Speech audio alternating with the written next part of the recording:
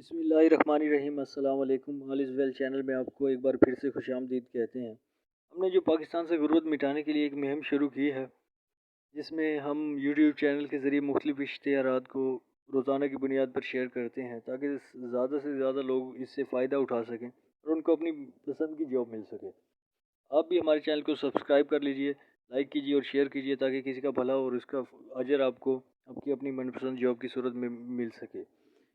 تو چینل کو سبسکرائب کریں، لائک اور شیئر کریں اور ہماری ٹیم کا حصہ بنیں۔ اگر کوئی سوال ہو تو کمنٹ باکس میں ضرور پوچھیں اور ساتھ ہمیں یہ بھی بتائیں کہ آپ کس طرح کی جاب کرنا چاہتے ہیں۔ میں اگلے ہی دن اس پر ویڈیو بنا کر اس حوالے سے ریلیٹڈ جابز کے اشتہارات کے حوالے سے ضرور اگلے دن آپ کو اشتہار شیئر کروں گا۔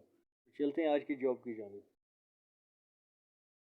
جی تو آج ہم جاب لائے ہیں، فرنٹیئر کور کی جابز لائے ہیں جن میں آپ حفاظت کے لیے اپلائی کر سکتے ہیں۔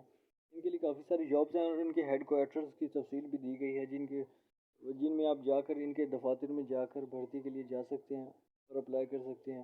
یہ سب انہوں نے بتایا، تاریخ اور وقت، مکان، یہ سب کچھ انہوں نے تفصیل دی ہوئی ہے، آپ آرام سے دیکھ سکتے ہیں۔ ٹائم بھی بتایا گیا ہے، جگہ بھی بتائی گئی ہے، تاریخ بھی بتائی گئی ہے۔ ہاں جی، یہ آپ دیکھ سکتے ہیں۔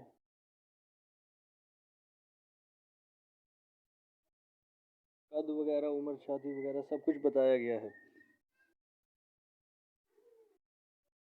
سہولیات بھی انہوں نے بتا دی ہیں، یہ اچھا کیا۔